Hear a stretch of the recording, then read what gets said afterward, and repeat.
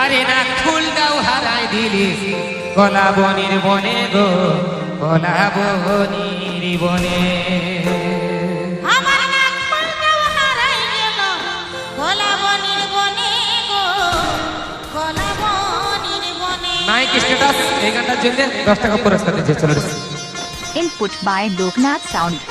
Hello, গান চলাকালীন কোনো দাদা মঞ্চে ডিস্টার্ব করবেন না। গান শেষ হবে, তারপরে নাম ঘোষণা করে দেওয়া হবে। চলো।